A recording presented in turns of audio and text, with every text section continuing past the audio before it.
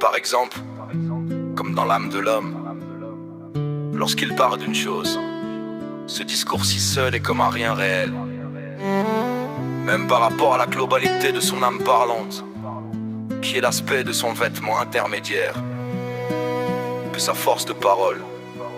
qui peut parler des paroles sans fin et sans but. Et à plus forte raison, par rapport à l'aspect du vêtement intérieur de celle-ci, qui est la pensée, marchava, de laquelle ont été tirées des paroles, et qui est leur vitalité. Il m'est pas nécessaire de dire qu'un rapport à l'essence, c'est la substance de l'âme, qui sont ces 10 facultés susmentionnées, Oma, Bina, Dat, etc., duquel ont été tirées les lettres de cette pensée, celles qui sont revêtues dans ce discours lorsqu'il parle. Car la pensée est aussi un aspect de l'être, comme la parole, seulement que son spirituel est plus subtil. Mais les 10 facultés de Avad et les autres, elles sont la racine et la source de la pensée. Et il n'y a pas en elles d'aspect de l'être encore,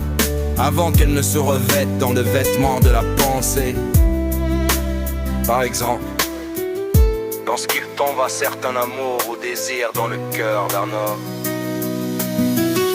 avant qu'il ne monte du cœur vers le cerveau pour penser et méditer en lui,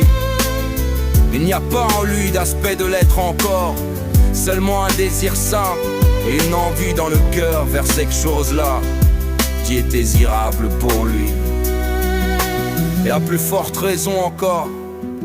avant que ne soit tombée la passion et le désir dans son cœur dans cette chose, mais qu'elle était dans la puissance de sa sagesse et de son intellect, de sa connaissance,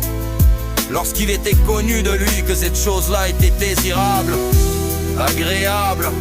bonne et belle à acquérir et à s'y attacher, comme par exemple apprendre une certaine sagesse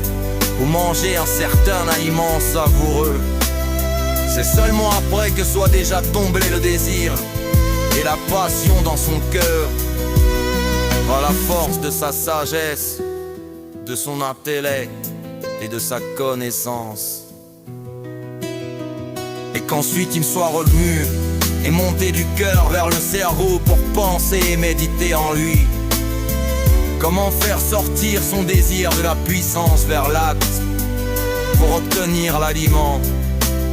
ou l'étude de la sagesse concrètement. Voici qu'ici est né l'aspect des lettres dans son cerveau, qui sont les lettres selon la langue de chaque peuple, ceux qui parlent et qui méditent par elles